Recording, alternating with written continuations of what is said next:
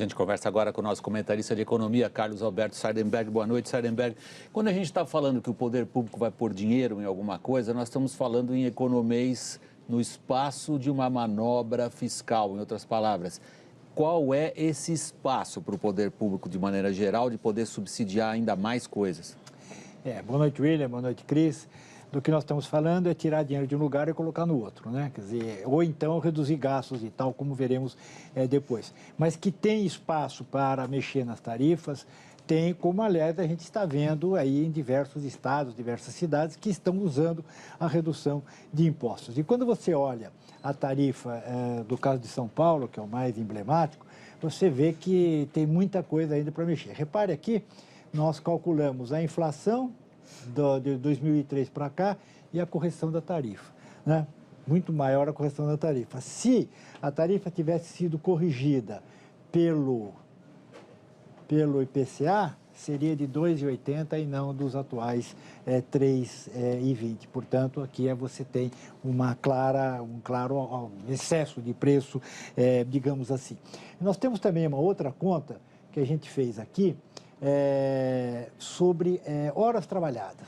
Repare aqui, pegando aqui as diversas tarifas de cidades, aqui, ó, Amazonas, São Paulo, Rio de Janeiro, Distrito Federal, e considerando a tarifa e quantos minutos de trabalho a pessoa tem que ter, considerando o salário médio, ajustando para a inflação, etc., quantos minutos de trabalho a pessoa deve trabalhar para pagar a tarifa.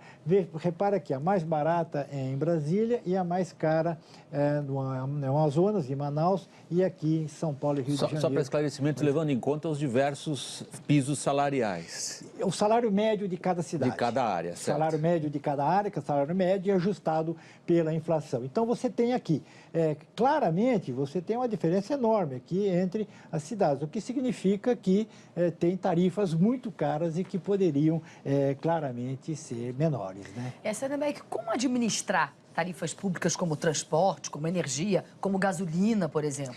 Pois é toda a questão do serviço público, né? Mesmo no caso de São Paulo, de novo, com as desonerações que já foram feitas, a redução de PIS/COFINS, etc., os técnicos do setor dizem que ainda tem 20% de carga tributária. O que é esse 20%? É imposto sobre o ônibus, sobre o óleo diesel, conserto de peças, serviços, etc. O que nos leva à conclusão de que é possível mexer nas tarifas, e não só nas tarifas, mas nos serviços como um todo, não só do ônibus.